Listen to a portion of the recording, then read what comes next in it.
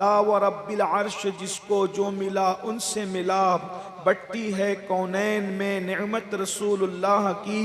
हम भिकारी वो करीम उनका खुदा उनसे फजूम, और ना कहना नहीं आदत रसूलुल्लाह की। खाक होकर इश्क में आराम से सोना मिला, जान की इक्सीर है उल्फत रसूलुल्लाह की। ए रज़ा खुद साहिबे कुरआन है मद्दाहे हुजूर, तुझसे कब मुमकिन है फिर मिदहत रसूलुल्लाह की। आज की ये महफिल दारुल उलूम के दस्तारे हिफ्ज़ के मौके पर इस्लाह अक़ायद व अमाल के हवाले से इनेकाद पजीर है। अल्लाह तबारक व तआला की बारगाह में दुआ है कि जब तक चाँद सूरज निकलते और डूबते रहें, ये हुफ़ाज़ के सीनों के अंदर जिन्होंने कुरान याद किया है, इनके सीने में कुरान को अल्लाह महफूज रखे। और हज़रत मौलाना हाफिज़ तारिक साहब और उनकी पूरी टीम जिन्होंने इन बच्चों को हाफिज़ कुरान बनाने के लिए मेहनत की है, अल्लाह रब्बुल इज़्ज़त उन सब को अपनी शान के मुताबिक बेहतर जज़ा अता फरमाए। और हम सब के मुर्शिद जिनके दम कदम से ये बहारें हैं, सिर्फ अलीगढ़ की बहारें नहीं बल्कि तमाम दुनियाए सुन्नियत की बहारें, हमारे मुर्शिद आबरूए ख़ानदान बरक़ात हुज़ूर सैयदी सरकार अमीन मिल्लत मुद्दज़िल्लुल आली के दम कदम से हैं।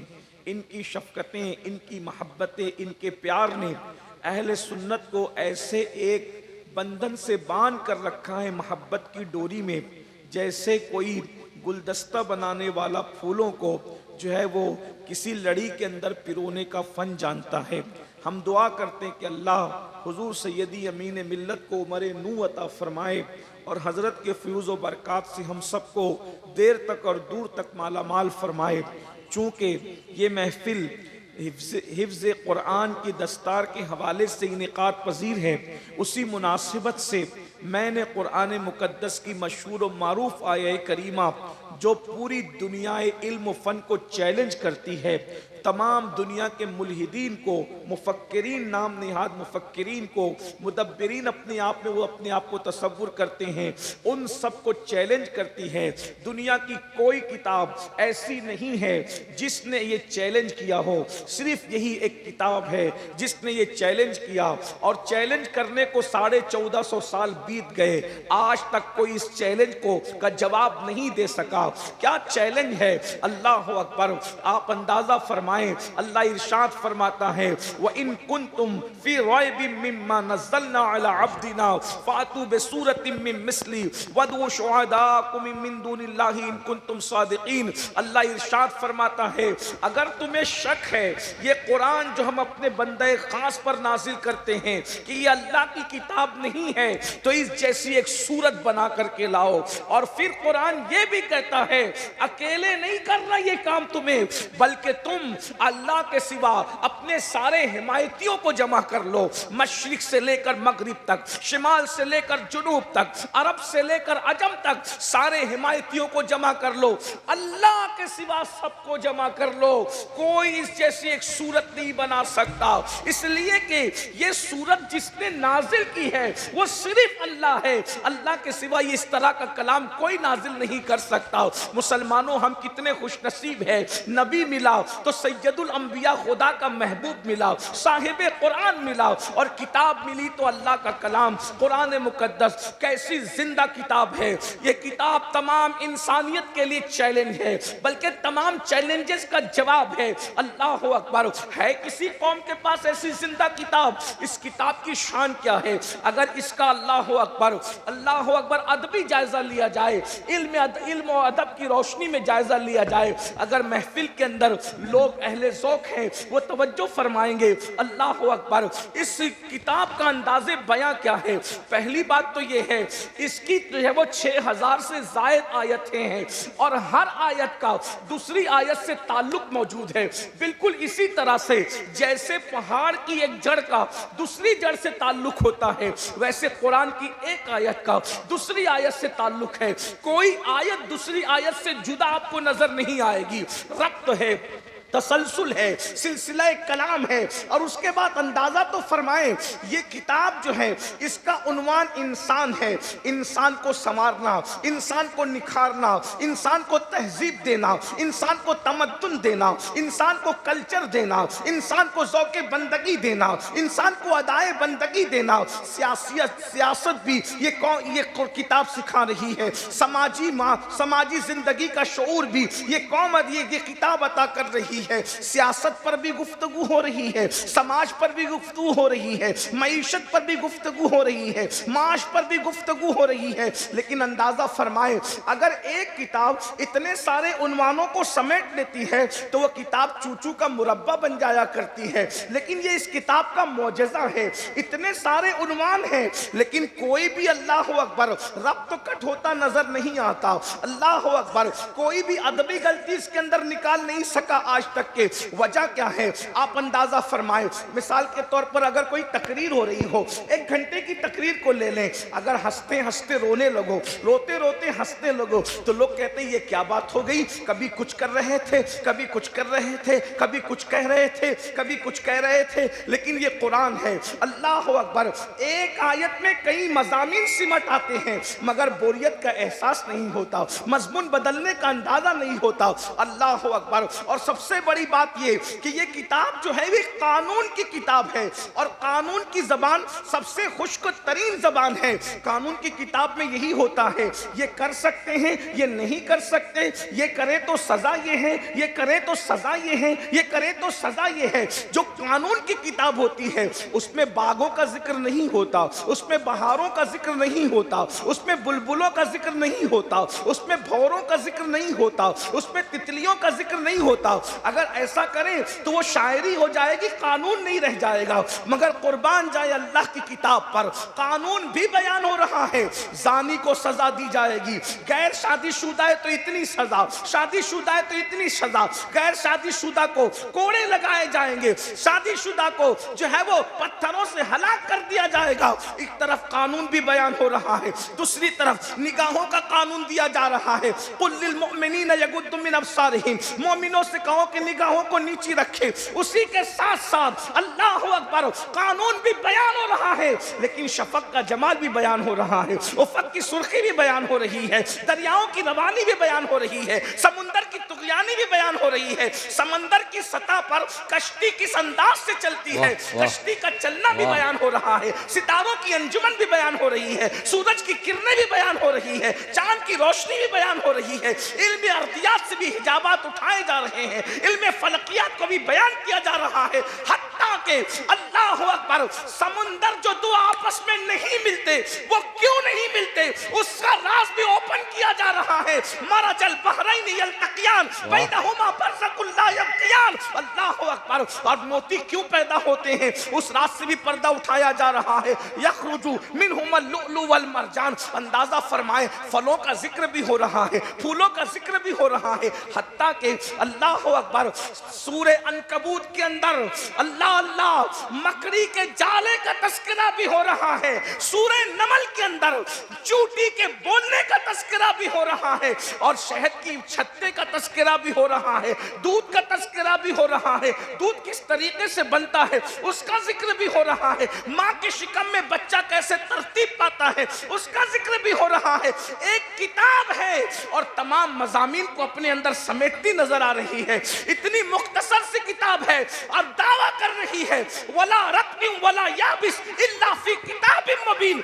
हर रत्ब याबिस को हमने कुरान में बयान कर दिया है। तिब्यानन लिकुल्लि शै, हर शै का बयान इसके अंदर मौजूद है। हत्ता के इब्ने मसूद फरमाते हैं अगर मेरी रस्सी गुम हो जाए ऊंट की तो मैं उसको कुरान से तलाश कर लिया करता हूं। मौला कायनात फरमाते हैं, मौला मुश्किल कुशा फरमाते हैं अगर मैं सिर्फ बा के नुक्ते, बा का जो नुक्ता है उसकी तशरीह करना शुरू करूं, तफसीर लिखना शुरू करूं, इतना लिखूं इतना लिखूं इतना लिखूं कि उसी से मैं 70 ऊंटों को भर दूं। अंदाजा फरमाए जो बा की तफसीर का ये आलम है तो पूरी सूरतुल फातिहा का आलम क्या होगा, सूरह फातिहा का ये आलम आलम है तो पूरे कुरान का आलम क्या होगा। अंदाजा तो फरमाए ये कुरान है, मगर अफसोस की बात ये है हमने कुरान को छोड़ दिया, हम कुरान से दूर हो गए। कुरान जिंदा किताब है। अल्लाह के रसूल सल्लल्लाहु अलैहि वसल्लम के सहाबी अब्दुल्ला इब्ने अब्बास ने कहा था कि जमाना खुद कुरान की तफसीर बन जाए। एक हदीस पाक है, अंदाजा करें पहले कि जमाना खुद कुरान की तफसीर बनेगा। शायद जब कहा गया हो लोगों ने उसका जितना इदराक किया हो, लेकिन आज आप देखते चले जाएं जैसे जैसे जमाना गुजरता जा रहा है कुरान का हुस्न बेनकाब होता जा रहा है, कुरान मुकद्दस के उलूम का इंकिशाफ होता जा रहा है, लोग कुरान पर तहकीक कर रहे हैं। अफसोस तो ये है सब कुरान की तरफ मुतवज्जे हैं और जिस कौम के लिए कुरान आया था वो कौम इस कुरान से बेतवज्जो ही कर रही है। अल्लाह, कुरान हुस्न और मानी के एतबार से ये है और असर आफरीनी के एतबार से कुरान की शान ये है कि कुरान अगियार को भी अपना बनाने का हुनर जानता है। कुरान ने अगियार को अपना बनाया। पहली मर्तबा आलमी सतह पर जो इस्लाम का तारुफ हुआ है वो कुरान के जरिए से हुआ है। पहली बात तो यह है कि हमने कुरान पढ़ना ही छोड़ दिया। अब कुरान या तो सिर्फ तावीज़ात की किताब बन करके रह गया है, या तीजे पे पढ़ा जाता है इसाले सवाब के लिए, या चहलुम पे पढ़ा जाता है इसाले सवाब के लिए, या नया घर बने तो पढ़ा जाता है। याद रखना कुरान नए घर के इफ्तिताह के लिए नहीं आया। पढ़ोगे तो बरकत होगी, मैं मना नहीं कर रहा हूँ। कुरान तावीज़ के लिए नहीं आया, तावीज़ बनाओगे तो फायदा होगा, मैं मना नहीं कर रहा हूँ। लेकिन कुरान जो आया था वो जिंदगियों में शामिल करने के लिए आया। बेशक कुरान जिंदगियों में दाखिल करने के लिए आया था। कुरान अमल के लिए आया था। और कौन सा वो उन्वान है जिस पर गुफ्तगू कुरान नहीं करता। अल्लाह अकबर। तो कुरान की असर आफरीनी का जिक्र करूं, उसके बाद आगे बढ़ते हैं। वक्त में जितनी गुंजाइश रहेगी थोड़ा थोड़ा आगे बढ़ेंगे ताकि कुरान के हर हुस्न पर हम दो दो चार चार जुमले बतौर खिरात पेश कर सकें। कुरान की असर आफरीनी क्या है। आलमी सतह पर जो सबसे पहला तारुफ इस्लाम का पेश हुआ है वो हबशा के दरबार में, नज्जाशी के दरबार में हुआ है। जो पहली हिजरत हुई है, पहली हिजरत के बाद जब मक्के के लोगों को ऐसा लगा कि वहां जाने के बाद मुसलमान अमन और चैन से जिंदगी गुजार रहे हैं, तो वहां पर एक बहुत बड़ा वफ्द जो है तोहफे तहाइफ के साथ नज्जाशी के दरबार में भेजा गया कि जा करके नज्जाशी को वरगलाया जाए, नज्जाशी को बहकाया जाए और शाह हबशा को बहकाकर उनको वहां से निकलवा दिया जाए। वो मुट्ठी भर मुसलमान जब वहां से निकलवा दिए जाएंगे तो हमारी फतह होगी, हम पहले से ज्यादा जुल्म करेंगे। मैं अपने जवानों की तवज्जो चाहता हूं, जरा गौर से सुनना। हम इस्लाम की खिदमत तो करना चाहते हैं, मगर कुरान से हमारा रिश्ता क्या है, कुरान से हमारा ताल्लुक क्या है, हम कुरान से कितना करीब हैं। अल्लाह अकबर। अंदाजा फरमाए। उसके बाद वो वफ्द जाता है। वफ्द में जो लोग थे मैं उनके नाम तो नहीं लूंगा, इसलिए कि उनमें बहुत सारे ऐसे लोग हैं जिनको अल्लाह ने ईमान की दौलत अता कर दी।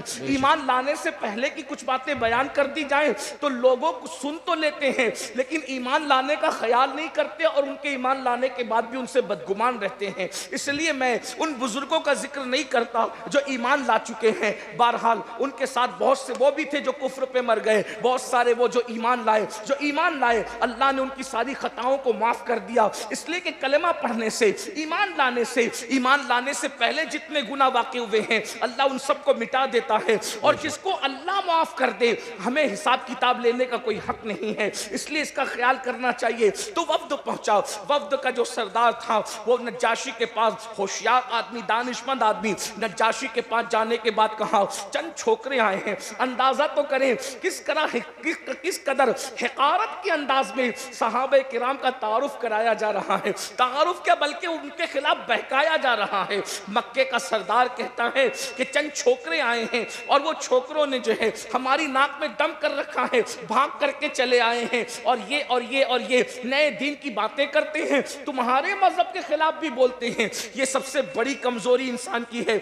इंसान को किसी की कितनी भी शिकायत कर दो, कान पे जू रहेंगे न रहेंगे, लेकिन जब कहो कि तुम्हारे खिलाफ भी है तो इंसान फौरन अटेंशन हो जाता है। अल्लाह अकबर। नज्जाशी जो हबशा का बादशाह था वो मजहबन ईसाई था और उसकी पूरा जो वो मुल्क जो है ईसाइयत के रंग में रंगा हुआ था। राहिबों के पास बैठता था, पादरियों के साथ उसका उठना बैठना था, खुद भी ईसाई था। ईसा अलैहिस्सलाम का दिल से दीवाना था, ईसा अलैहिस्सलाम को खुदा का बेटा मानता था। कि वो तो तुम्हारे मजहब के खिलाफ भी बोलते हैं, मगर याद रखना दानिशमंद लोगों का तरीका यह है, किसी मजहब का हो, कहीं का रहने वाला हो, अगर उस तक बात पहुंचे तो वो तहकीक करेगा। नज्जाशी ने कहा तुमने अपनी बात तो मेरे पास रख दी, जरा मैं उन लोगों से भी तो बुला करके पूछूं कि वो लोग क्या कहते हैं इस बारे में। अल्लाह अकबर। तोहफे दे दिए गए, तोहफे भेज दिए गए, तोहफे पेश कर दिए गए, कीमत बहुत बड़े कीमती तोहफे थे सब पेश कर दिए गए। ऐसे में अल्लाह अकबर जो नज्जाशी के मुल्क में सहाबे किराम हिजरत करके आए थे उन चंद सहाबा को कहा गया तुम्हें हबशा के दरबार में तलब किया जा रहा है। और उनके सरदार थे हजरत सैयदुना जाफर तैयार रदी अल्लाह ताला अन्हु, मौला अली के भाई थे, रसूलुल्लाह के चचाजाद भाई थे। हजरत जाफर तैयार ने फरमाया चलो चलते हैं, सब मामला अल्लाह के हाथ में है, वो जो करेगा बेहतर करेगा। और उसके बाद सहाबा नज्जाशी के दरबार में आए। मैं अपने जवानों से कहना चाहता हूं, याद रखना हालात को देखकर मुसलमान अंदाज तब्दील नहीं करता। हालात के रंग में मुसलमान अपने आप को कभी नहीं रंगता, बल्कि मुसलमान हालात के धारे को अपनी ताकत से मोड़ दिया करता है। मुसलमान नहीं मुड़ता, हालात को मोड़ दिया करता है। अल्लाह अकबर। नज्जाशी के दरबार में पहुंचे, सब लोग नज्जाशी को सजदा करते थे, मुसलमानों ने सजदा नहीं किया। तो फिर कहा देखो देखो ये तुम्हारे दरबार के आदाब के खिलाफ करते हैं, सजदा नहीं करते। तो नज्जाशी ने पूछा तुमने मुझे सजदा क्यों नहीं किया? जाफर तैयार ने फरमाया हम अल्लाह के अलावा किसी को सजदा करना जायज नहीं समझते, हमारा मजहब खुदा के सिवा किसी की बारगाह में झुकने की इजाजत नहीं देता। उसके बाद अल्लाह अकबर। नज्जाशी पूछता है ये सही कहते हैं? का क्या बात है? हजरत जाफर तैयार ने बहुत से सवालों के जवाब दिए, बहुत तवील मुकालमा है, उसका जिक्र नहीं करता, बस इतना कहा कि हमारे नबी पे कुरान नाजिल होता है, वो अल्लाह का कलाम है।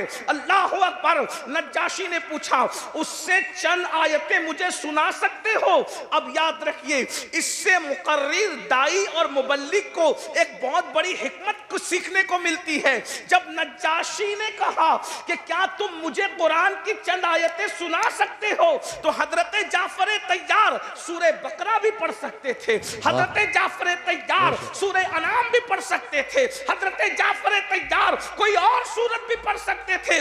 मगर ये हजरत जाफर तैयार की दानिशमंदी, जब नज्जाशी ईसाई ने कहा मुझे कुरान सुनाओ, तो हजरत जाफर तैयार ने सूरह मरियम की तिलावत करना शुरू की। आप जो अल्फाज़ जानते हैं, पढ़े लिखे लोग जानते हैं सूरह मरियम का हुस्न क्या है, सूरह मरियम का अंदाज क्या है। सूरह मरियम के अंदर रदीफ और काफिया की गैरतें जैसे सजदा करती नजर आती है, उसका एक अपना अंदाज है। अल्लाह अकबर। जाफर तैयार सूरह मरियम की तिलावत कर रहे हैं, नज्जाशी की आंखों से आंसू बह रहे हैं। ये कुरान की असर आफरीनी है कि दोस्त तो दोस्त है, दुश्मनों को भी रोने पे मजबूर कर देता है, दूसरों को भी रोने पे तकबीर है। अल्लाह अकबर। नज्जाशी रो रहे हैं, रो रहे हैं, रो रहे हैं, आखिर बर्दाश्त नहीं होता। कुरान ने यूं गलबा किया कि अपना तख्त तो छोड़कर जिस जगह हजरत जाफर तैयार थे जमीन पर आकर के बैठ गए। और उसके बाद मक्के के वफ्द को कहा एक तिनका उठाकर, तुम कहते हो कि ये मेरे मजहब के खिलाफ बोलते हैं, वल्लाह हजरत ईसा का जिक्र जो कुरान ने कहा है, जितने उससे तिनके से भी ज्यादा हजरत ईसा जो बताया है उससे ज्यादा नहीं है। और फिर अल्लाह अकबर आए थे नज्जाशी को वरगलाने के लिए। जब नज्जाशी ने कुरान सुना है तो वो भी कलमा पढ़कर इस्लाम में दाखिल हो गया। जिंदाबाद जिंदाबाद। नारे तकबीर, नारे रिसालत, जश्न ईद मिलादुन नबी, जश्न ईद मिलादुन नबी, रसूल आजम कॉन्फ्रेंस, फैजान कुरान, अजमत कुरान, नारे रिसालत जिंदाबाद। सुभान अल्लाह, वाह वाह, सुभान अल्लाह। सबसे पहला बादशाह जो इस्लाम के दामन में आता है वो सूरे मरियम सुनकर आता है, हजरत जाफर तैयार की तबलीग से आता है। इस्लाम का पहला तारुफ ये कुरान है, कुरान की असर आफरीनी है। और दूसरी बात, अल्लाह अकबर, कुरान का ये मोजज़ा है। कुरान जो वाक़यात बयान करता है गुजरे हुए माजी के, वो जिस कौम का वाक़या है वो कौम भी उस शान से बयान न कर सकेगी, उस शान से कुरान बयान करता है। जब हजरत मरियम का जिक्र किया तो विलादत के वक्त हजरत मरियम ने बेजार होकर जो जुमला कहा था, कुरान ने उसको भी मिस नहीं किया। अंदाजा तो फरमाए जरा। हालांकि ये चीजें वाकया बयान करते वक्त बयान नहीं होती, लेकिन ये कुरान का मोजज़ा है, क्योंकि कुरान रसूलुल्लाह पे नाजिल हो रहा है। हुजूर अलैहिस्सलाम जब वो ऐलान नबुव्वत से पहले कभी मरियम की जिंदगी नहीं पढ़ी, कभी हजरत ईसा की जिंदगी नहीं पढ़ी। कमाल तो यही है कि हुजूर किसी से पढ़ने नहीं गए। वाह क्या बात है, सुभान अल्लाह। हुजूर पढ़ने ही नहीं गए, और हुजूर अलैहिस्सलाम पढ़े लिखों के साथ कभी रहे भी नहीं। न पढ़ने गए हैं, न पढ़े लिखों के साथ रहे हैं, लेकिन जब कुरान सुनाया है तो पढ़े लिखे लोगों की कैफियत ये हो गई, कोई जाने मुंह में ज़बान नहीं बल्कि जिस्म में। जिंदाबाद जिंदाबाद, नारे तकबीर, नारे रिसालत, रसूल आजम कॉन्फ्रेंस, रसूल आजम कॉन्फ्रेंस, नारे तकबीर, नारे रिसालत, सुभान अल्लाह। इसीलिए कुछ लोगों को ये गुमान गुजरा कि वो तो उम्मी थे, यानी अनपढ़ थे। अल्लाह, उन अनपढ़ों को बताया जाए कि उम्मी होने में और अनपढ़ होने में जमीन आसमान का फर्क है। बेशक। हाँ, हमारे नजदीक नबी का उम्मी होना अनपढ़ होना नहीं है। हमारे नजदीक नबी का उम्मी होना ये है कि वो किसी इंसान के शागिर्द नहीं है, वो डायरेक्ट खुदाबंद कुद्दूस के शागिर्द हैं। और उनकी सनदे इल्म कुरान यूं बयान करता है, वो अल्लमक मा लम तकुन तालम व काना फदलुल्लाहि अलैका अज़ीमा। महबूब, आप जो कुछ नहीं जानते थे वो हमने आपको सब कुछ सिखा दिया। उनका सनद इल्म कुरान यूं बयान करता है। लोग कहते हैं इल्म की सनद क्या है? मैंने कहा जिसके इल्म की सनद खुद कुरान बयान करे। अर्रहमान अल्लमल कुरान खलकल इंसान अल्लमहुल बयान। रहमान ने सिखाया। अच्छा, ये नहीं कहा अल्लाह ने सिखाया, वाह वाह, ये नहीं कहा जब्बार ने सिखाया, ये नहीं कहा कहार ने सिखाया, ये कहा रहमान ने सिखाया। रहमान उसको कहते हैं जिसकी मेहरबानी की कोई इंतहा न हो। और जो उस्ताद जितना मेहरबान होता है उतना खुल खुल कर सिखाता है। अब मखलूक अपने शागिर्द पे मेहरबान हो तो सारे उलूम के खजाने उलट दिए जाते हैं। जिस पर खुदा मेहरबान हो, देने वाला वाहिद मेहरबान रहमान हो और लेने वाला रहमतुल लिल आलमीन हो। और फिर सिखाया क्या? कुरान से। वाह वाह क्या बात, कुरान सिखाया। अल्लाह कितना सिखाया? वो कहा जो कुछ नहीं जानते थे वो सब कुछ सिखा दिया। सुभान अल्लाह। जो कुछ नहीं जानते थे वो सब कुछ सिखा दिया। मैं तो कहता हूं उनको अल्लाह ने कितना सिखाया, कितना सिखाया। अल्लाह अकबर। उनकी नालैन दुरुस्त करने वाले मुअल्लिमुल उम्मा हो गए। सुभान अल्लाह, जिंदाबाद। वाह वाह क्या मेरे भाई, सुभान इल्म अल्लाह, किताबों से आता है, जूतियों से नहीं आता। बेशक हक। लेकिन अब्दुल्ला इब्ने मसूद को रसूलुल्लाह ने कहा तुम मेरी उम्मत का मुअल्लिम है। तो सहाबा ने पूछा या रसूल अल्लाह, सहाबा ने पूछा ए अब्दुल्ला इब्ने मसूद, तुम उम्मत के मुअल्लिम बन गए, आखिर वजह क्या है? तो कहा मैं हुजूर के पीछे पीछे फिरता रहता था। हुजूर जहां नालैन उतारते थे हुजूर की नालैन लेकर उठाता और अपने सीने पे लगाकर बैठा रहता। हुजूर की नालैन सीने पे रखने की वजह से इतना इल्म आ गया कि रसूलुल्लाह ने मुझे पूरी उम्मत का मुअल्लिम बना दिया। जिसकी नालैन इतना बड़ा आलिम बना दे उसकी निगाहों का आलम क्या होगा? अंदाजा तो फरमाए। और जिसकी निगाहें यूं बेमिसाल हो उसकी अपने सीने का आलम क्या होगा? यही तो बात है। हजरत मूसा कहते हैं रब्बिश्रह ली सदरी, वो कहते हैं रब्बिश्रह ली सदरी। और मेरे नबी कुछ नहीं कहते, चुप रहते। अल्लाह खुद कहते हैं अलम नशरा लका सदरक। वाह वाह सुभान अल्लाह, जिंदाबाद। क्या बात है? कलीम और हबीब का फर्क कितना है? वो रब्बिश्रह ली सदरी खुद कहें और ये अलम नशरा लका सदरक इनके लिए कहा जाए। अल्लाह अकबर। मूसा इल्म की का सवाल करें तो खिज़र के हवाले कर दिया जाता है, और नबी रब्बे ज़िदनी इल्मा कहे तो खुदा खुद उनको इल्म अता फरमाता है। सुभान अल्लाह। जरा गौर तो फरमाए, क्या शान है मुस्तफ़ा जान रहमत सल्लल्लाहु। कुरान का भी कोई जवाब नहीं है और साहिब कुरान का भी कोई जवाब नहीं। तो मैं अर्ज क्या कर रहा था, कुरान जब वाकया बयान करता है, वाकया तो बहुत बारीकी के साथ बयान। हजरत सैयदा मरियम के पेट के दर्द के वक्त उन्होंने बेजारी से जो जुमला कहा था, नसीयम मरसिया, कुरान ने उसको भी बयान किया, कुरान ने उसको भी बयान किया। अल्लाह अकबर। फिर आप देखें हजरत यूसुफ का किस्सा बयान किया, ahsanul qasas उसको फरमाए हैं। तो हजरत यूसुफ अलैहिस्सलाम की सौतेली माँ छुप कर वो ख्वाब का किस्सा सुन रही थी। कुरान ने उसका छुपना भी बयान किया और उसका सुनना भी बयान किया और उसका बयान करना भी बयान किया। ये कुरान का मौजज़ा है, कुरान की शान है। इसलिए कि नबी ये उम्मी इतनी बारीकी से अगर कोई किस्सा बयान कर रहा है तो इसका मतलब वो अपनी तरफ से नहीं कर रहा है, इसलिए कि उस पर नाजिल हो रहा है, वो कर रहा है। यही तो आपको बताना है, हमारी कौम को जानना चाहिए। और अल्लाह अकबर। फिर वो किस शान से पूरा किस्सा बयान किया गया और उसकी बहुत तफसीलें, पूरी सूरत उसमें आती है। फिर उसके बाद हजरत खिज़र अलैहिस्सलाम का, हजरत मूसा अलैहिस्सलाम का वाक़या सूरतुल कहफ में। और बड़ी बात तो अपने नौजवानों को बताऊं, रसूलुल्लाह ने असहाबे कहफ की चौखट पर कुत्ता किस स्टाइल से बैठा है, वाह क्या बात है, उसका बैठने का अंदाज क्या है, क्या बात। पैर को फैला कर वो किस तरीके से बैठा है, कुरान ने उसको भी बयान फरमाया। फिर उसके बाद कुरान ने यह भी बयान किया है कि सूरज निकलते और डूबते वक्त गार के अंदर जो है वो सूरज की किरणें नहीं जाती थी। वजह, क्योंकि जब सूरज निकलता और डूबता था तो अल्लाह सूरज को कहता था तू अपना रास्ता बदल दे, क्योंकि गार में किरणें नहीं जाना चाहिए, क्योंकि उनकी नींद पर कोई फर्क ना आए। अब आप मुझे बताएं, ये अदा को भी कुरान बयान कर रहा है, यानी माजी को कुरान इस शान से बयान कर रहा है कि कुत्ता कैसे बैठा, ये भी सूरज की किरणें नहीं पड़ी, ये भी कुदरत उनके कानों पर थपकियां देकर उन्हें सुला रही है, ये भी बयान किया।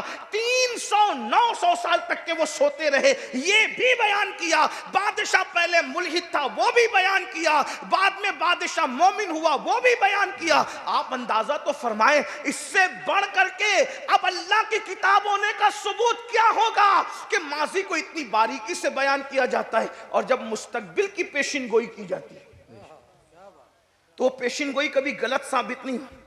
खुद कुरान के दौर में कुरान ने पेशिन गोई की, लेकिन कोई उसको गलत साबित न कर सका। मिसाल के तौर पर रोम गालिब आएगा, ये पेशिन गोई कुरान ने की और रोम गालिब आ करके रहा। उसके बाद मक्का फतेह होगा, इज़ा जा नस्रुल्लाहि वल फतह, मक्का फतेह होगा, इसकी खुशखबरी भी दी गई। वरना मुझे बताओ, हुदैबिया के मौके पर इज़ा जा नस्रुल्लाह का मतलब क्या है? हुदैबिया में नबी को मक्के में दाखिल होने नहीं दिया जा रहा है, उम्रा करने नहीं दिया जा रहा है, बगैर उम्रा के वापस जाओगे। लेकिन एक बात यहां मुझे खूबसूरत याद आ गई, जब नबी ये पाक हुदैबिया में रुके तो मक्के के लोगों से गुफ्तगू करने के लिए सरकार ने कहा कोई जाए, तो इंतखाब हुआ सैयदना उस्मान गनी। तवज्जो फर, यहाँ बहुत, हालांकि उन्वान से मुताल्लिक नहीं है, मैं उन्वान कुरान है, लेकिन बात आई है इश्क की तो अर्ज कर दूं। सैयदना उस्मान गनी का तुम जाओ। हजरत उस्मान गनी एहराम में गए, एहराम में जाने के बाद कहो मेरे महबूब को आने दो उम्रा के लिए। हम लोग हथियार लेकर नहीं आए, एहराम में आए। एहराम में हम क्या झगड़ा करें, क्या लड़ाई करेंगे, हम कुछ नहीं करने वाले, हम उम्रा करके चले जाएंगे। उन्होंने कहा उस्मान तुम जितने चाहे उम्रा कर लो, हम तुम्हें नहीं रोकेंगे, क्योंकि तुम्हारे एहसानात हैं। मालदार आदमी थे ना, इंसान एहसान का बंदा होता है, मालदार आदमी थे। उस्मान गनी से कहा तुम्हें नहीं रोकेंगे, तुम उम्रा करो। उस्मान गनी को कहा तुम उम्रा करो। हजरत उस्मान गनी ने उम्रा नहीं किया। इधर सहाबा किराम आपस में बातें करने लगे, क्या खुशनसीब है उस्मान, हम तो यहाँ जंगल में पड़े हैं, वो तो उम्रा पर उम्रा, तवाफ पे तवाफ कर रहे होंगे। जब हजरत उस्मान गनी हालत एहराम में वापस लौटे, उम्रा नहीं किया। तवज्जो करें, ये सहाबा का मसलक है, ये सहाबा की फिक्र है। अगर हम बरेली की फिक्र आज पेश करते तो ये फिक्रे बरेली नहीं है, ये फिक्रे सहाबा है, जिसे इमाम अहमद रजा के अफकार कहते हैं। ये फिक्र सहाबा है जिसे महरेरा के अफकार कहते हैं। ये फिक्र सहाबा है जिसे सूफिया के अफकार कहते हैं। ये फिक्र सहाबा है जिसे मुहक्किक अल-इत्लाक शेख अब्दुल हक मुहद्दिस दहलवी के अफकार कहते हैं, मुजद्दिद अल-फसानी के अफकार कहते हैं, सैयद अहमद कबीर रिफाई के अफकार कहते हैं, मखदूम अशरफ जहांगीर सुलेमानी के जिंदाबाद, अफ्कार, जिंदाबाद। महबूब इलाही के वाह, अफ्कार वाह, कहते सुभान हैं। अल्लाहु अल्लाह। अकबर। जो मक्का जाए और उसको कहा जाए कि तुम उम्रा कर लो, फिर वो ना करे, क्या मतलब है?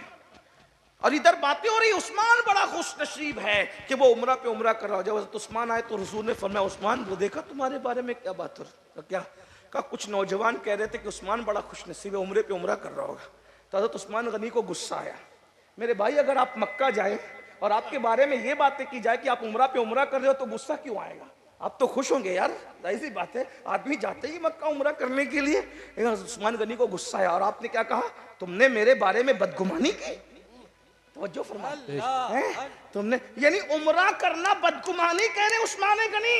फरमाते तुमने मेरे बारे में बदगुमानी की। तो लोगों ने कहा बदगुमानी कैसी? कहा वल्लाह उन्होंने मुझे जरूर कहा कि तुम उम्रा कर लो और जितने चाहो कर लो, मगर मैंने उनको जवाब दिया, खुदा की इज्जत की कसम मुझे उम्रे से क्या लेना, मेरा महबूब उम्रा नहीं करता तो मैंने भी उम्रा नहीं करना। वाह वाह सुभान अल्लाह, अगर सुभान कयामत तक भी मैं हालत एहराम में रहूं और मेरे महबूब को उम्रा की इजाजत नहीं हो तो उस्मान भी कभी उम्रा नहीं कर सकता। अरे वो उम्रा कैसा उम्रा कि महबूब को न किया करने दिया जाए और गुलाम कर ले, ये नहीं हो सकता। इसी को तो मेरे इमाम कहते हैं, साबित हुआ कि जुमला फराइज फरूब है, अस्लुल उसूल बंदगी उस्ताजवर। सुभान अल्लाह, होते जिंदाबाद। कहा खलील बिना काबा मिना, लौलाक वाले साहेबी सब तेरे घर की है। साबित हुआ कि जुमला फराइज फरूब है, अस्लुल उसूल बंदगी उस्ताजवर की है। तो उस्मान गनी को उम्रा करने की इजाजत है, हुजूर को नहीं। सुलह हुदैबिया का मौका है,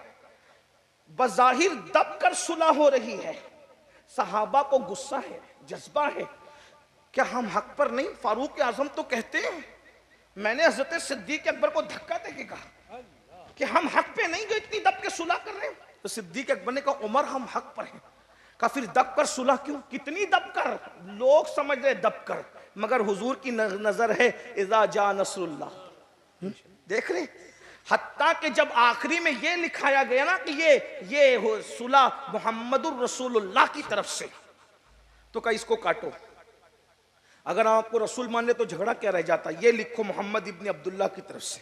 लिखने वाले मौला अली थे, लिखने वाले मौला अली थे, लेकिन सरकार ने कहा काट दो, रसूलुल्लाह काट दो, अब्दुल्ला लिख दो। मौला अली ने भी कलम रख दिया। लिखने की हिम्मत तो है, आप रसूलुल्लाह हैं, काटने की हिम्मत नहीं। मैं नहीं काटूंगा, मैं नहीं काटूंगा इसको। ये भी सहाबा का इश्क है। और हुजूर, अब जो लोग कहते हैं कि हुजूर को पढ़ना नहीं आता था, लिखना नहीं आता था, जब मौला अली ने काटने से इनकार किया तो हुजूर ने खुद उठाया कलम। हाँ, तो जिसको लिखना नहीं आता उसको पढ़ना भी तो नहीं आएगा, और जिसको पढ़ना नहीं आएगा उसको तो लिखना नहीं आएगा। तो बताएं कि वो रसूलुल्लाह में और अब्दुल्ला में फर्क कर सकेगा, लेकिन तारीख गवाह है जो कहते हैं कि उन्हें लिखना नहीं आता था। एक बात है, लिखना नहीं आना और बात है, और न लिखना और बात है। हाँ, इसलिए कि उस जमाने का दस्तूर था, बड़े लोग लिखा नहीं करते थे, ये लिखवाया करते थे। सुभान अल्लाह। बादशाहों का भी ये दस्तूर था कि वो खुद नहीं लिखते थे, लिखवाया, वो पढ़ते नहीं थे, पढ़वाया करते थे। ये भी एक अंदाज था बड़ेपन का। तो जिसको खुदा ने सारे बड़ाइयों पर बड़ाइयां अता फरमाई हो, और कितनी बड़ाइयां, कितनी बड़ाइयां, अरे कितनी बड़ाइयां। तूर पर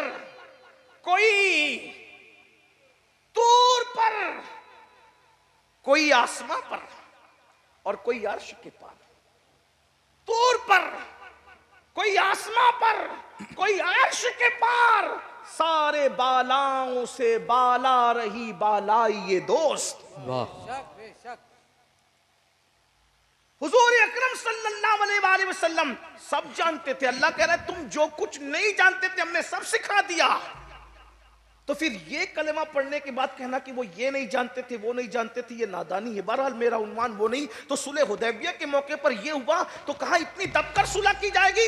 लेकिन जब लोग कह रहे थे इतनी दबकर सुलह की जाएगी, अब दोबारा मुसलमान कभी पलट कर नहीं आएंगे। कुरान कह रहा था इज़ा जा नस्रुल्लाहि वल फतह, और कुरान की ये पेशिन गोई लोगों ने देखी कि सिर्फ चंद सालों के बाद, चंद सालों के बाद अल्लाह के रसूल फातिहाना शान से गए और कोई हुजूर को रोक नहीं सका, मक्का फतेह हो गया। तो ये कुरान का मोजज़ा है। जो माजी की बात करता है उसको भी कोई झुटला नहीं कर पाता, और जो मुस्तकबिल की बात करता है उसको भी कोई झुटला नहीं पाता। और मुस्तकबिल भी कहां तक, दुनिया तक नहीं, कब्र के अहवाल भी बताता है, हश्र के अहवाल भी बताता है, जहन्नम का तस्करा भी करता है, जन्नत की बहारें बयान करता है। इन्नल अबरार लफी नईम व इन्नल फुज्जार लफी जहीम। फिरौन के डूबने का तस्करा भी करता है, नमरूद के लंगड़े मच्छर से हलाक होने का तस्करा भी करता है, हत्ता के औरतों की उंगलियां कटने का तस्करा भी करता है, मिस्र के बादशाह बनने का तस्करा भी करता है। अंदाजा तो फरमाए ये कुरान का मोजज़ा है। लेकिन बात समेटते हुए,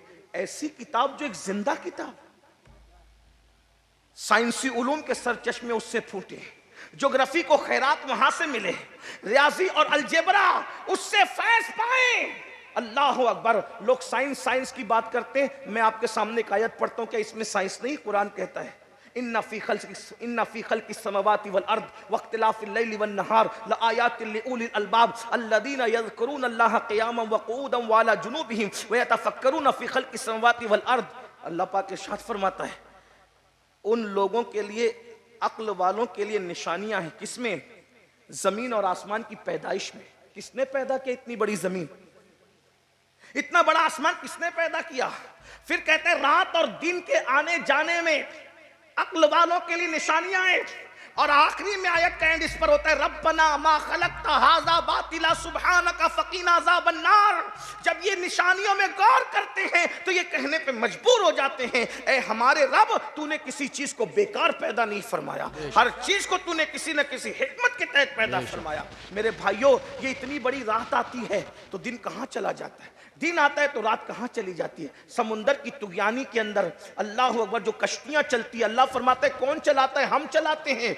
वरना छोटा सा लोहे का टुकड़ा दरिया में डाल दो तो डूब जाए, वो इतने इतने टनों मन के जहाज कौन चलाता है? अल्लाह फरमाता है हम चलाते हैं। अल्लाह कहता है जो तुम दूध पीते हो ना, वो गोबर और खून के बीच में से हम निकालते हैं। अल्लाह फरमा रहा है। दूध का फलसफा भी कुरान बयान कर रहा है। और कुरान क्या कहता है? अल्लाह अकबर, ये पीने वालों के लिए बहुत हलक से उतरने में आसान है, लजीज है। अल्लाह पाक सायगल लिशारिबीन कुरान कहता है कि पीने वालों के लिए ऐसा है। हत्ता के शहद के बारे में कहा शिफाउल लिन्नास, ये लोगों के लिए शिफा है। शहद बनाने का फलसफा भी कुरान बयान कर रहा है। और दूध के बारे में क्या कहता है? ये दूध होता है गोबर और खून के बीच में, लेकिन अल्लाह फरमाता है जब वो निकलता है तो ना खून की रंगत आती है ना गोबर की बू आती है। खून और गोबर के बीच में दूध की हिफाजत कौन करता है? तो उसी को अल्लाह कहते हैं। वाह वाह, क्या बात, जिसने कुरान नाजिल फरमाया है। किसी किताब में इसका जिक्र? आप पढ़ने पढ़ाने वाले लोग हैं। मुर्शिद अक्सर फरमाते हैं कि अलीगढ़ वालों के सामने गुफ्तगू संभल कर होनी चाहिए, क्योंकि इसमें बहुत ज्यादा मजमा पढ़ा लिखा होता है। लेकिन हम तो मुर्शिद की जूतियां सीधी करते हैं। एक बात मैं पूछता हूं, किसी मजहबी किताब में यह फलसफा बता दो कि किसी ने दूध बनाने का फलसफा बयान किया हो कि हम खून और गोबर के बीच से दूध निकालते हैं, ना खून की रंगत आने देते हैं ना गोबर की बदबू आने देते हैं। है? अब दोनों कुछ नहीं है। बताओ, अब मुझे बताओ, जो खून और गोबर के बीच में दूध को यूं महफूज रखता है, तो फिर वो जमीन के अंदर अपने महबूबों को कैसे महफूज रखता होगा? वाह वाह, सुभान अल्लाह, वाह वाह, वाह अल्लाह। ये साइंस तो लोग मान गए ना, लेकिन ये कब मानेंगे? इसलिए ये बात भी समझने की जरूरत है। तो मैं बात समेटते हुए अर्ज कर दूं मेरे भाइयों, इस कुरान को थामिए। एक बात आपको बताऊं, आज हम में से अक्सर लोग कुरान पढ़ना नहीं जानते। जो कुरान पढ़ना जानते हैं वो कुरान पढ़ते नहीं। कुरान रोज पढ़ो, कुरान की तिलावत रोज होनी चाहिए। हाथ मत उठाना, जलील करना मकसूद नहीं है, सिर्फ अपने आप में डूबकर सोचना आज से पहले कुरान कब उठाया था, आज से पहले कुरान कब खोला था। रोजाना हम व्हाट्सएप तो खोलते हैं, फेसबुक जरूरत है अपनी खोल भी सकते हैं, कोई नाजायज हो हराम नहीं कह रहा हूं, अगर मकसद अच्छा है तो खोल सकते हैं। लेकिन आपसे पूछता हूं, आप दोस्तों का मैसेज तो रोज देखते हो, खुदा का मैसेज रोज देखने की आपको फुर्सत नहीं है। अल्लाह का कलाम पढ़ने की फुर्सत नहीं। कितने लोग हैं कुरान को छोड़ दिया। और सुन लो, अल्लाह के रसूल सल्लल्लाहु अलैहि वसल्लम फरमाते हैं, जो शाफ़ई यौमुन नुशूर है, हुजूर फरमाते हैं क़यामत के दिन जो कुरान छोड़ चुके हैं, मैं उनके खिलाफ अल्लाह की बारगाह में शिकायत करूंगा, अल्लाह ये मेरी वो कौम है जिसने कुरान को छोड़ दिया था। अगर शफात करने वाले रसूल शिकायत करने पर आए तो आपको बचाएगा कौन? हमें बचाएगा कौन? कुरान छोड़ दिया हमने। कुरान पढ़ो, कुरान से रिश्ता मजबूत करो, और कुरान सिर्फ तोते की तरह नहीं पढ़ना, कुरान समझ के पढ़ो। और इमाम अहले सुन्नत ने तो हम पे इतना एहसान कर दिया उर्दूदा तबके पर कि कंजुल ईमान अता फरमाया। कुरान को समझ कर पढ़ो। आजकल लोग बहुत फैशन बनाते ना, read Quran with meaning, Quran को उसके माना के साथ पढ़ो। तो हम यतीम नहीं है, कंजुल ईमान के साथ पढ़िए। वजह औरों का पढ़ोगे तो वजदा का दालन पर आकर खुद गुमराह हो जाओगे, लेकिन इमाम का पढ़ोगे फर्क क्या है? देखिए औरों ने क्या, मैं उनके नाम नहीं लूंगा, उसकी वजह यह है कि मेरे नजदीक लोग इतने कीमती नहीं है कि मैं उनके नाम मुर्शिद की मौजूदगी में अपनी जबान से लूं। जिन्होंने लिखा लिखा दुनिया जानती है, जब यार का नाम जबान पे हो तो अगयार का नाम लेने में हया आती है।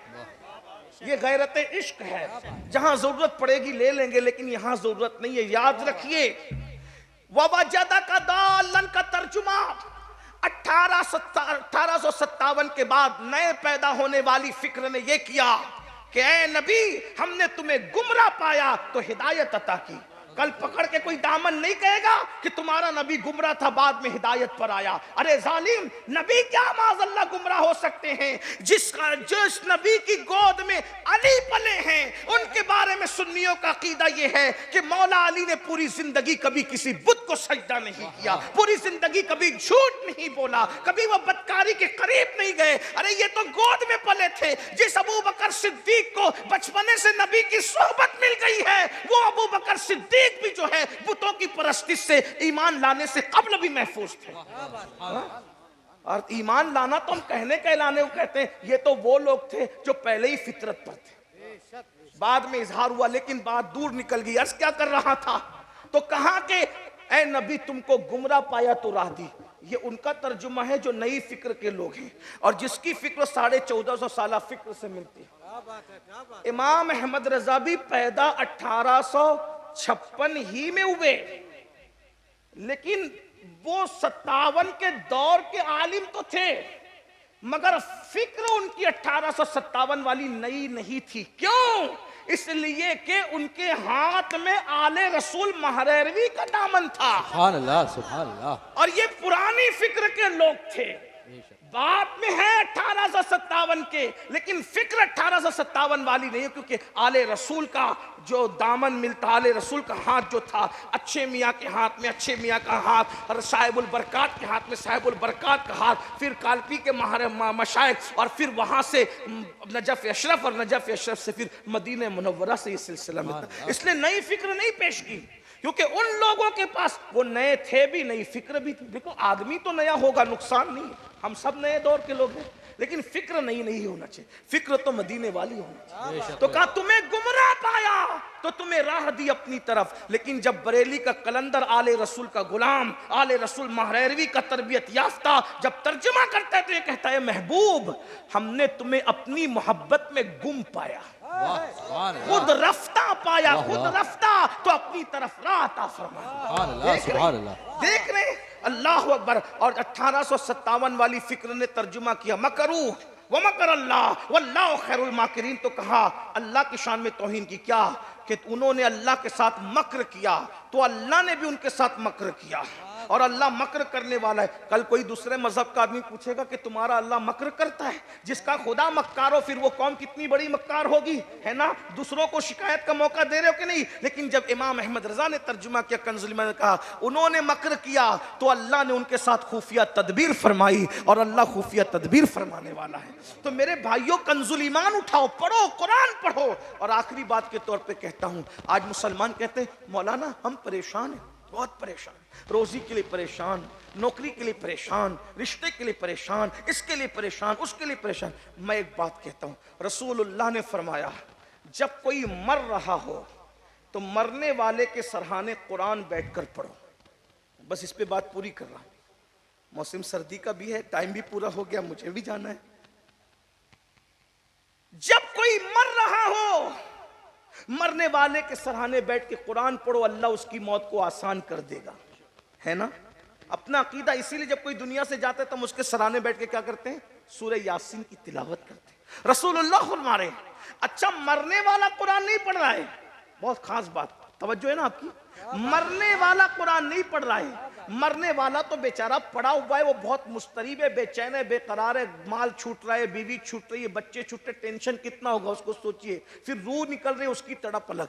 यहां तक फरमाया जब रूह निकलती है तो तकलीफ कितनी होती है। हज़रत अम्र इब्न आस कहते हैं ऐसा लगता है जैसे जमीन और आसमान को समेट कर इंसान के सीने पर रख दिया गया हो। वजन का ये आलम होता है, आदमी नाक से सांस नहीं ले रहा है, सुई के नाके से सांस ले रहा है, ये तकलीफ होती है। और ऐसा लगता है जैसे बबूल का दरख्त उसके जिस्म के अंदर घुसा दिया गया हो और एक एक कांटा एक एक रग में चुभ गया हो। फकी अबुल्लाह समरकंदी इस हदीस को लिख रहे अम्र इब्न आस के हवाले से, शरह सुदूर में अल्लामा जलालुद्दीन सुयूती लिख रहे हैं हजरत अम्र इब्न आस के हवाले से। जरा गौर कीजिए, जो आज कहे लगाते हैं और जिन्हें मौत का कोई खटका नहीं है, जो सोचते हैं कि जो होगा देखा जाएगा, जरा गौर तो कीजिए। अल्लाह अकबर, जमीन और आसमान के बराबर वजन सीने पर लग रहा हो, इंसान नाक की बजाय सुई के नाके से सांस ले रहा हो और जिस्म के अंदर बबूल का दरख्त तो घुसा दिया गया हो और बबूल का एक एक कांटा एक एक रग के अंदर घुस गया हो और कोई ताकतवर इंसान नीचे से खींचे पैरों की तरफ से,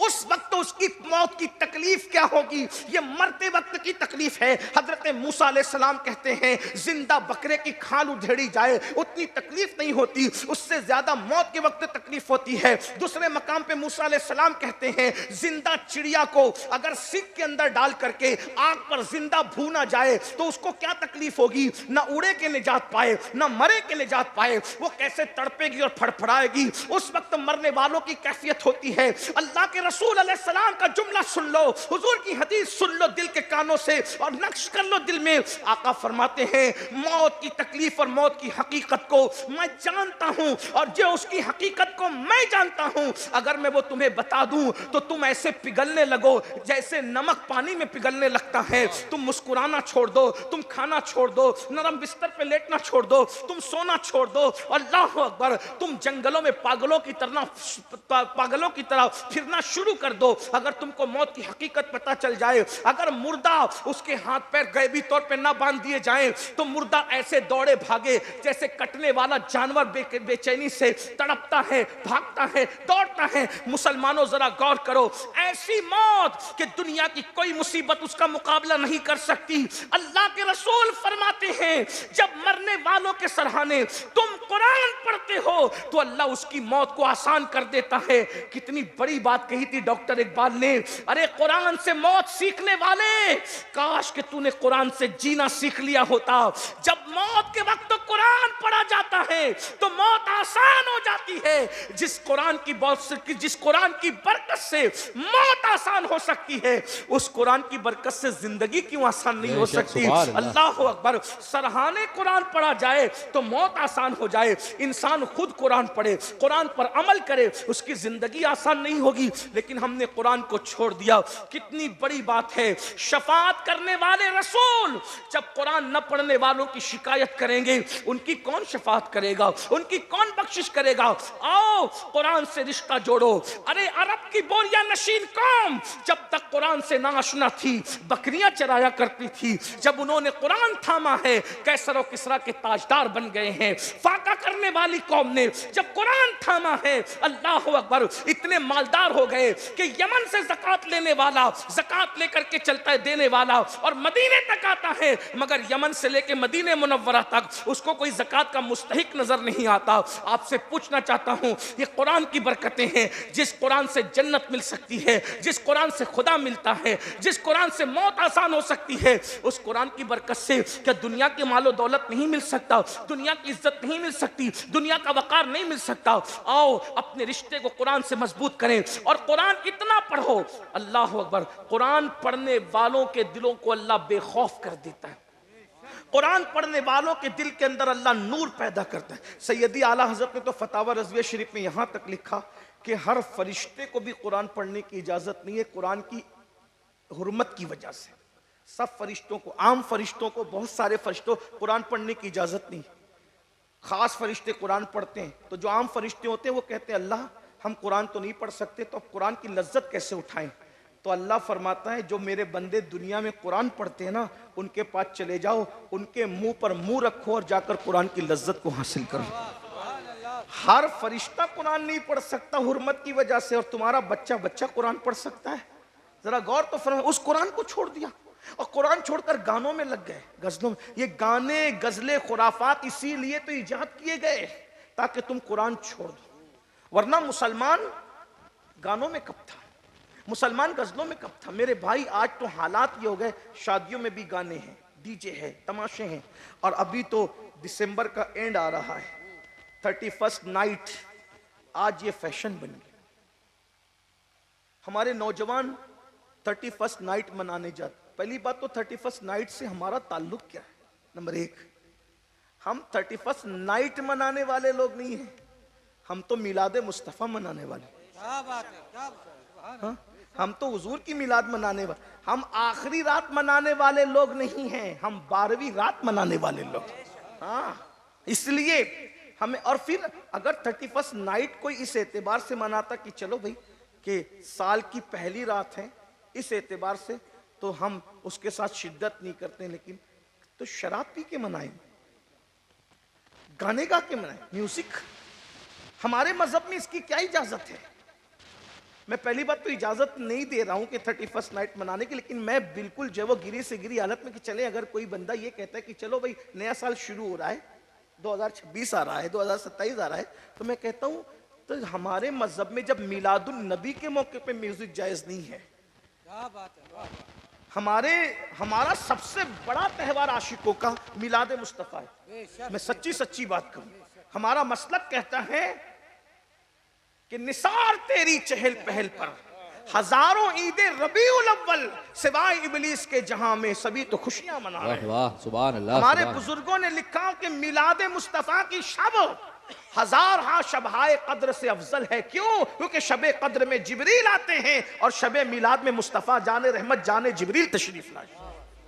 शबे कद्र में कुरान आता है और शबे मिलाद में साहिब कुरान तशरीफ लाए। अगर ये ना होते तो ना रमजान की बहारें होती, ना शबे कद्र होती, ना शबे मेराज होती, ना शबे बारात होती। जो है सब इन्हीं के दम कदम से है। वो जो न थे तो कुछ न था, वो जो न हो तो कुछ न हो। जान है वो जहान की, जान है तो जहान है। लेकिन मैं पूछना चाहता हूं, जब हम मिलाद मुस्तफा की शब में नाच गा नहीं सकते तो 31st नाइट को हम क्यों नाच गाएं। बल्कि मैं तो एक मशवरा आपको देता हूं, अगर 31st नाइट को ऐसे ही आप सेलिब्रेट करना चाहते हैं तो मैं कहता हूं उस दिन भी मिलाद मुस्तफा रख दो। क्या बात है, क्या बात है। हम लोग ऐसा करते हैं, मुंबई के आसपास करते हैं कि जो नौजवान नाच गाने में जाने वाले होते हैं हम उसमें लंबा जलसा कर देते हैं ताकि लोग इसी में बैठे रहें। शराब पीने ना जाएं, शरबत इश्क मुस्तफा पिए।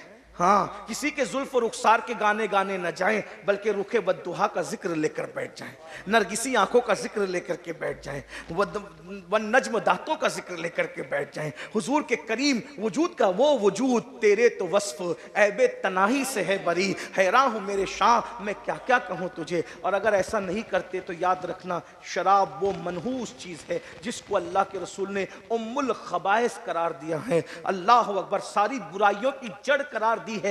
नशे के करीब तो जाना बहुत बड़ी बात है। जो नशा करते अल्लाह के रसूल फरमाते हो सके तो उनके करीब भी मत बैठो। जो नशा करने वालों को अपनी महफिल में इज्जत की जगह देते हैं, अल्लाह के रसूल फरमाते क़यामत के दिन अल्लाह उनको अंधा उठाएगा। नशा करने वालों को इज्जत की जगह भी मत दो अपने माहौल के अंदर। तो मेरे भाइयों, नशा न करो, हुजूर की मोहब्बत की तरफ आओ। 31st नाइट को नाचने गाने न जाओ। अगर महफिल ही करना है, हुजूर अलैहिस्सलाम की मिलाद की महफिल करो, आका के जिक्र की महफिल करो। मैं तो सोचता हूं अगर हुजूर के जिक्र की महफिल करोगे तो पूरा साल हुजूर के जिक्र की बरकत से आपका अच्छा गुजरेगा। किसी भी चीज को दीन के कॉन्सेप्ट में देखो, दीन की तस्वीर में देखो, दीन के आईने में देखो, दीन के अक्स जमील में देखो, यहां भी कामयाबी होगी, वहां भी कामयाबी होगी। और मेरी जाते जाते गुजारिश ये है, कुरान को सीखो। 5 पारे अगर किसी अच्छे हाफिज जी के पास बैठ करके खुद सीख लोगे, 25 पारे खुद ही पढ़ने की सलाहियत पैदा हो जाएगी। और अगर कुरान नहीं सीखते तो एक बात याद, सूफिया फरमाते हैं जिन्होंने दुनिया में कुरान पढ़ना नहीं सीखा, जब वो कयामत के दिन उठेगा तो अंधा उठाया जाएगा। दुनिया में जो अंधा उठे उसकी दुनिया बर्बाद है, आखिरत में जो अंधा उठे उसका क्या होगा। इसलिए कुरान पढ़ना सीख लो, सबकी किताबें पढ़ना सीखी ना, जरा रब की किताब भी पढ़ना सीखो। दुनियावी तालीम इतनी हो कि कम से कम हमारा हर बच्चा बच्ची ग्रेजुएट तक पढ़े, कम से कम इतना, ज्यादा से ज्यादा जितना। और दीनी तालीम इतनी हो कि हमारे घर में बच्चा पैदा हो तो अजान हम खुद ही दें, और बाप मरे तो उसका जनाजा भी हम खुद ही पढ़ा सकें। इतना इल्म हर एक मुसलमान के पास होना चाहिए, इसकी तरफ हमारी तवज्जो। और अल्हम्दुलिल्लाह हमारे मखदूमजादे हुजूर अमान मियाँ साहब ने जो है वो इस पर अलीगढ़ और गिरद नवा में बड़ी कोई फ़र्ज़ उलूम पर आपने बड़ा नारा दिया है। अल्लाह का शुक्र है। लोग कह समझते हैं कि हाल ऐसा है तो मुस्तकबिल कैसा होगा। हमारे मुर्शिद ने अपने जानशीन को ऐसा तैयार किया है कि हाल भी हमारा बेहाल नहीं है और मुस्तकबिल बहुत ताबनाक है इंशाअल्लाह। हुजूर अमान मियाँ के हम कदम से कदम लगा करके चल रहे हैं, चलते रहेंगे। आपने कहा फ़र्ज़ उलूम, फ़र्ज़ उलूम तो हर मुसलमान को सीखना चाहिए। और अल्लाह के रसूल अलैहिस्सलाम फरमाते हैं जितना इल्म हासिल करना मुसलमान पर फ़र्ज़ है, अगर उसने उतना इल्म हासिल नहीं किया तो कल क़यामत के दिन उसको बग़ैर हिसाब व किताब जहन्नम में डाला जाएगा। सहाबा ने पूछा हुजूर बग़ैर हिसाब के जहन्नम में डालना समझ में नहीं आया, तो आका फरमाते हैं जिसको इल्म सीखने का मौका मिला और उसने फ़र्ज़ इल्म नहीं सीखा उसका ठिकाना जहन्नम है। क्योंकि अल्लाह के नज़दीक जिहालत कोई उज़्र नहीं है, जिहालत कोई उज़्र नहीं है। एक बात बताऊं, मैं बात तकरीर ख़त्म कर चुका, लेकिन फ़र्ज़ उलूम की बात एक बात अर्ज़ करूं। हमारे पास जब इल्म नहीं रहता तो हम जाते हैं नेकी करने और आते हैं गुनाह करते। इल्म न होने की, ये इल्म न होने की नहूसत है। नशे से खतरनाक चीज और नशे से बुरी वबा जिहालत है। एक आसान बात बताऊं, अल्लाह के रसूल अलैहिस्सलाम फरमाते मेरी उम्मत में कुछ लोग 40-40, 60-60 साल तक नमाज पढ़ेंगे मगर वो नमाजी नहीं होंगे। क्यों? क्योंकि उन्होंने नमाज पढ़ना सीखा ही नहीं। कुछ लोगों ने आपको ये बता दिया, जाहिलों ने, अरे मौलाना कैसे भी पढ़ो अल्लाह कबूल करता है। अगर कैसे भी पढ़ो अल्लाह कबूल करता है तो नबी को भेजने का मतलब क्या है? अल्लाह के रसूल ने बोला सल्लू कमा रायतुमूनी उसल्ली, कैसे भी नहीं चलेगी, जैसे मुझे पढ़ता देखते हो ऐसी पढ़ोगे तो अल्लाह कबूल फरमाएगा। तो हमने बाइक चलाना सीखी तो सीख करके बाइक चलाई ना, कंप्यूटर चलाना सीखा तो सीख करके कंप्यूटर चलाया, मोबाइल चलाना सीखा तो मोबाइल सीख करके चलाया। अगर सीखने से पहले बाइक चलाते तो क्या अंजाम होता? घर जाने की बजाय अस्पताल न चले जाते। और वो तो मैं रियायत में कह रहा हूँ अस्पताल जाने की बात, मेरी जगह दूसरा कोई मुकर्रिर होता तो वो कुछ और कहता, लेकिन मैं नहीं कहूंगा। बगैर सीख करके गाड़ी चलाओगे तो अस्पताल जाओगे, और बगैर सीख कर अल्लाह की इबादत करते हो। हर काम सीख के करते हो और अल्लाह की इबादत बगैर सीखे।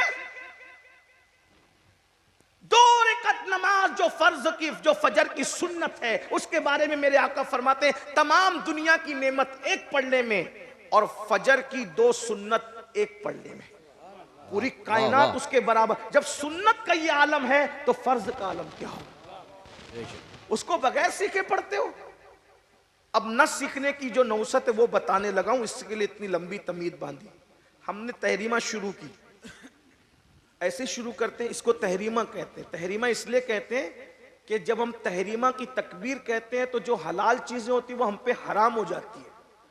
बात करना हलाल था, हराम हो गया। खाना खाना हलाल था, हराम हो गया, है ना। ये सब वो बहुत सी चीजें हराम। नमाज ही तो है जिसमें रोजा भी सिमट आता है। जितनी देर तक नमाज में है उतनी देर तक ना खा सकते, ना पी सकते, ना वजीफे ज़ौजियत अदा कर सकते हैं। बोलो ये रोजा नहीं है तो और क्या है? सूफिया फरमाते हैं 18,000 मखलूकात की इबादत 2 रकात नमाज में सिमट आती है, उसको नमाज कहते हैं। आप समझते हैं नमाज को, लेकिन सीख कर तो पढ़ो, ऐसी पढ़ो जैसे अल्लाह रसूल चाहते। तो आपने शुरू की, बहरहाल जो बात समेट रहा हूं, उलमा की तवज्जो चाहता हूं, अगर मसला बताने में गलती करो तो इस्लाह करें। नमाज शुरू की, नमाज, अब मेरी तरफ देखना, नमाज ऐसे शुरू की। नमाज कैसे शुरू की? ऐसे शुरू की। दिल में आपने पहले तो सर झुका लिया और उसके बाद दिल में आपने अल्लाह अकबर कहा। पूछो मुफ्तियान किराम से, उलमा से, आपकी नमाज ही शुरू नहीं हुई। क्योंकि एक है नमाज सोचना और एक है नमाज पढ़ना। नमाज सोचने का हुक्म नहीं है, नमाज पढ़ने का हुक्म है।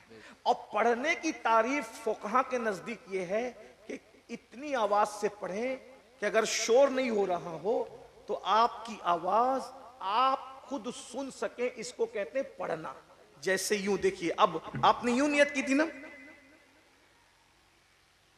लेकिन ये नमाज ही शुरू नहीं हुई, 14 रकअत पढ़ ली, खुश है मैं तो तहज्जुद भी पढ़ रहा हूं मौलाना, लेकिन वो नमाज ही नहीं हो रही है। अब नमाज शुरू कैसे करेंगे? देखिए, अल्लाहू अकबर, समझ में आई? कुछ फर्क समझे? नहीं समझे? समझे?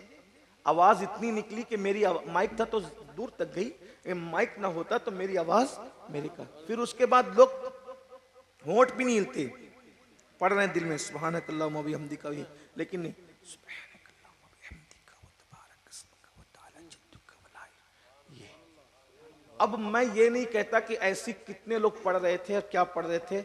आप 40 साल के हो गए लेकिन आपने इस तरह नमाज नहीं पढ़ी, तो आप अगर 20 साल की उम्र से भी नमाज शुरू किए, नुकसान किसका हुआ? किसका हुआ? आपका हुआ। आप तलाक के निकाह के मसाइल नहीं जानते, फर्ज उलूम है ना ये। हंसी मजाक में कुछ कह दिया, बीवी निकाह से निकल गई। आप तो बीवी समझ के रख रहे हो, लेकिन क्या हो रहा है? जिना हो रहा है। अल्लाह के रसूल अलैहिस्सलाम ने फरमाया क़यामत की निशानियों में से एक निशानी ये भी है कि तलाक के बाद भी लोग बीवी समझकर अपने पास रखेंगे और उससे जो है वो बदनस्ल पैदा होगा। आप कहेंगे मुझे पता नहीं है मौलाना, और पता नहीं है तुमको, किसने का पता नहीं है? जब आप मोबाइल सीख सकते हो, कंप्यूटर सीख सकते हो, बाइक सीख सकते हो, रिक्शा सीख सकते हो, सब चीज तुम सीख रहे हो, तो क्या कुरान और हदीस की तरफ से ये हमें नहीं कहा गया कि इल्म सीखो? बल्कि नमाज से पहले, हर हुक्म से पहले कहा इक़रा बिस्मि रब्बिकल लज़ी खलक, पढ़ो अपने रब के नाम से। और अल्लाह के रसूल फरमाते हैं तलबुल इल्म फरीदतुन अला कुल्li मुस्लिम, हर मुसलमान मर्द औरत पर इल्म का हासिल करना फर्ज है। यहां तक फरमाया अगर तुम्हें गली मोहल्ले में इल्म नहीं मिलता, उतलुबुल इल्मा वलौ कानू बिस्सीन, अगर तुम्हें चीन तक जाना पड़े तो चीन भी जाओ और वहां जाकर के तुम इल्म हासिल करो। यानी इतनी दूर जाना पड़े तो भी जाओ और इल्म हासिल करो। यहाँ तो गली गली मदरसे हैं, ऑनलाइन क्लासेस है। भाइयों, फर्ज उलूम सीख लो। ऑनलाइन बहुत सहूलियात हैं और अलीगढ़ में तो ज़्यादा सहूलियात है, इसलिए गुजारिश है कुरान की तरफ है। अल्लाह ताला से दुआ है अल्लाह मुझे और आपको कुरान के करीब करे, साहिब कुरान के करीब करे, इल्म के करीब करे। और गुफ्तगू के दरमियान अगर कोई गलती हो तो अल्लाह ताला माफ़ फरमा दे। अस्तगफिरुल्लाह रब्बी मिन कुल्लि ज़म्बिन व अतूबु इलैहि व मा अलैना इल्लल बलाग। अस्सलामु अलैकुम व रहमतुल्लाहि व बरकातुहू।